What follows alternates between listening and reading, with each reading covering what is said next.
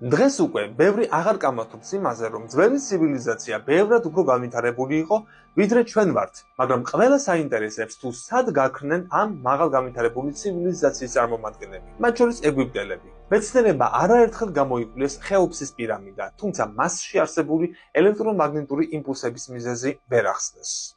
პირამიდის ზედა ნაწილში კი პატარა ოთახი აღმოაჩინეს, რომლიდანაც პირამიდის წვერზე შეიძლება მოხვედრა. ყველა, ვინც იქ ყოფილა, აღნიშნავს, რომ მას რაღაც ელემენტი აკლია, რაც იმის ვარაუდის საფუძველს იძლევა, რომ იმ ადგილზე წარსულში ენერგიის მიმღები და შემკრები მოწყობილობა იდგა. ეჭვგარეშია, ეს ყველაზე მთავარი დეტალი იყო, კრისტალის მაგვარი რაღაც, რის გარეშეც ეს გიგანტური ნაგებობა მხოლოდ ქვების გროვას წარმოადგენდა და მეც არაფერს. კაცობრიობისთვის, რომელიც კოსმოსურ სიღრმეებს ჯერჯერობით მხოლოდ თეორიულად სწავლობს, 10,000 წელი საკმაოდ ხანგრძლივი პერიოდია. ძველი ინდურ ლეგენდებში ნათქვამია, რომ ღმერთები ციდან ისევ დაბრუნდებიან და თავიანთ პოზიციებს აღიდგენენ და თუ ეს მართლა მოხდება, მაშინ ჩვენ დედამიწელებს რა ბედი გველის.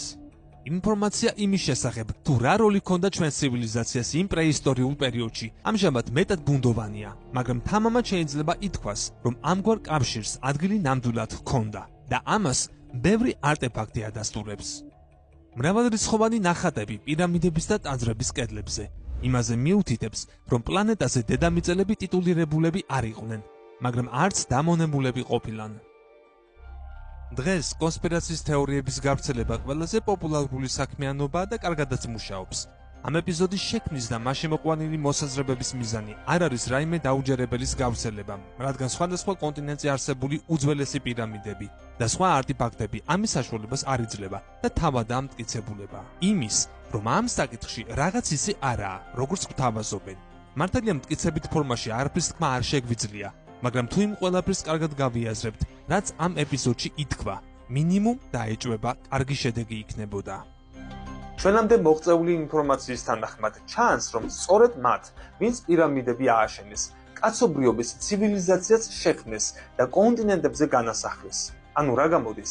ჩვენი ცივილიზაცია ხელოვნურია და ჩვენთვის შექმნილ ხელოვნურ სამყაროში ვცხოვრობთ. იგივე მატრიცაში თუნდაც. თქვენი ვერსიები ვიდეოს ქვემოთ კომენტარების სახით დაგვიტოვეთ და რაც მთავარია, გამოიწერეთ ჩვენი YouTube არხი. გამოიწერეთ ჩვენი YouTube არხი. ლინკი ჩაშენებულია მთავარ გვერდზე YouTube-ის სიმბოლო აიკონში.